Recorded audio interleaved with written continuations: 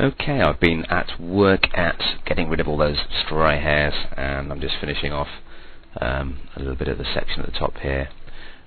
Quick tip, you can see it's quite a soft edge brush there. If you hold the right and left bracket keys, they get bigger and smaller, which you've already been told. But if you hold the shift key down and use the left and right bracket keys just by the return key, then you can also make it softer. You can see in the option bar there, it's changing softness.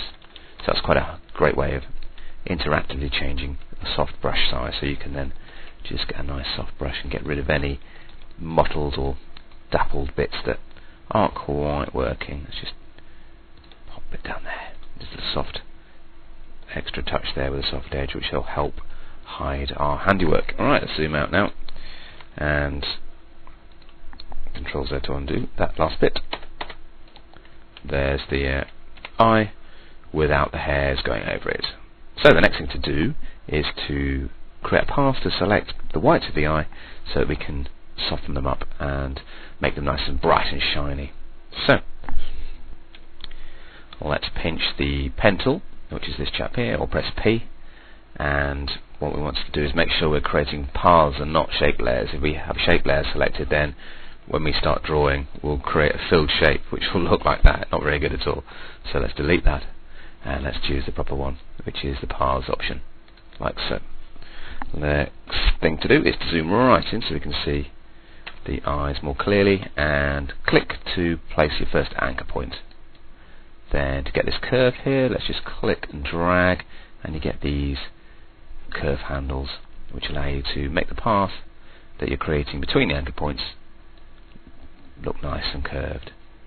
Then just get this section here. I'm going to go right up to the edge of the eye. It's quite red and bloodshot here, and I'm going to go and just select the top of these eyelashes. Don't worry about the fact that they're overlapping slightly. That won't make much of effect on our final edit. There's the first eye there selected. Okay, now what we're going to do is turn that into a selection, which we can do either by right clicking and choose make selection, or alternatively go to the paths palette and you'll see the work path there. Right click on there again, or control click if you're using a Mac and choose make selection. You could put a slight feather in just to blend the edge of the selection there, but we could also blur the mask that we're going to create as well. So I'm going to just click OK. There's my selection. Right, now what we need to do is to adjust the whites without adjusting anything else. So what we're going to do is create an adjustment layer which will be based on that selection we've just made. So let's go down to adjustment layers here. So let's go down to layer styles.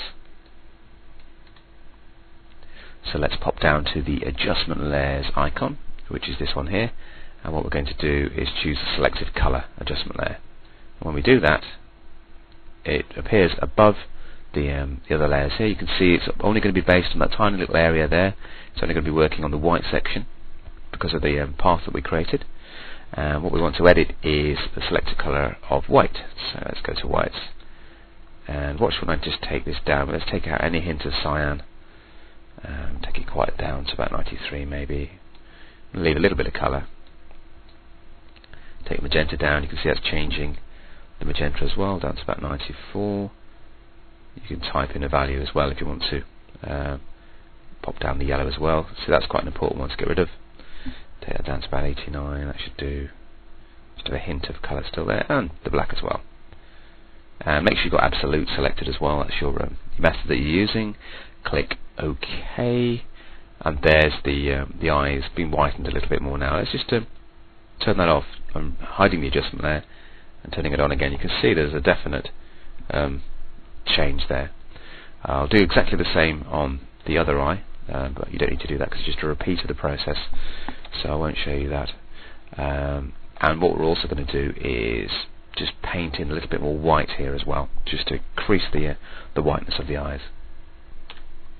So let's just make a selection again from that path. Go back to paths, right click, make selection, click OK. There it is. Then go back to layers, create a new layer, and this is just going to be used to brighten up the eye. So let's choose a white brush, which we can do by flipping the foreground color there or pressing X to swap foreground and background around like so. And then we'll take a nice soft brush, very small. Let's just right click to increase the master diameter a wee bit. That will probably be enough. Let's reduce the opacity of the brush. Let's go to the top here and take that down to about 50% or so. And let's zoom in on the eye and have a good close look at it. So now what I'm doing is just spraying in to lighten up the white of the eye there. And we're just kind of painting out the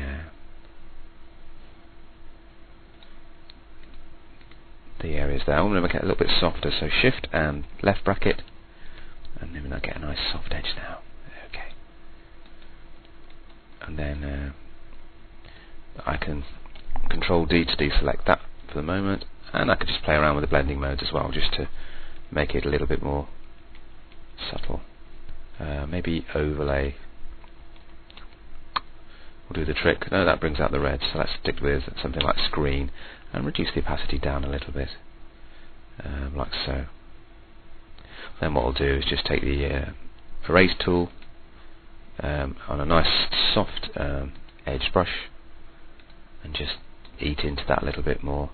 Take the opacity of that down as well, and just take the edge off here where the eyelashes are overlapping, and just soften the edge of that as well, just to give it a more believable selection, like so. Okay, so still a bit of texture in there. It's not just a white paint job. Let me just zoom out and compare it to the other eye. Okay, so if I just hide the changes there, you can see it's quite dull and soft, and then bring them up again, and it's a little bit brighter, and it gives the eyes more sparkle, more character. So in the next section, what I'll do is just finish off the other eye, and we'll work on the teeth, and then we'll have a much more vivid and distinctive picture. Okay, it's time for the teeth.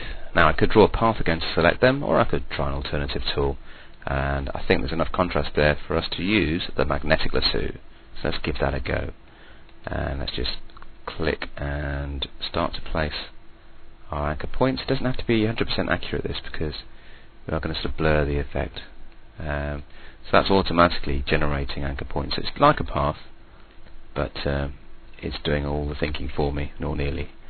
And I'm just occasionally clicking to give it a hand if it gets a little bit lost, but like there, for example, click.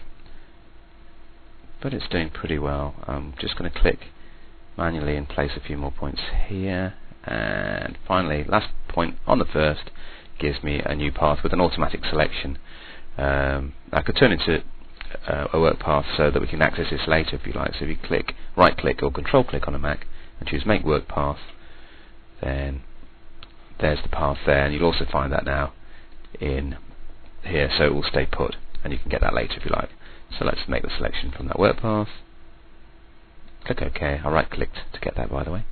And here's our teeth. So now we can add a new adjustment layer to these, and we'll do the same thing. We'll go for selective color, go back to white again, and this time we'll just take that down, take the yellow out. And the great thing about this is it gives you keeps the texture of the whites. It just loses the tint. Let me show you the difference. Let me just turn and zoom out as well so you can see it a bit better. Okay, so there's the adjustment layer working, and that's it without it. So it's much brighter and just gives it a little bit more edge to the photograph as well. So we could add a new layer as well and paint in a little bit of white there. Let's make a selection from that path again, so it's useful to have the path. Then get the brush, choose white, make an opacity maybe of a little bit less, 35 perhaps, and I'm going to choose quite a large brush here because I can paint right in to the teeth like that. Just one little sweep there on 35% is enough to just lift it up. If it's still too strong, you could then take the opacity down a little bit for subtlety. Control D to deselect, and then there's your final bright smile. Let's zoom out and have a look at the eyes as well. So that's quite a subtle effect, but it really does give it impact and brings out the personality of the person. So you're just doing quite a subtle edit there, but it's a good way of improving any portrait.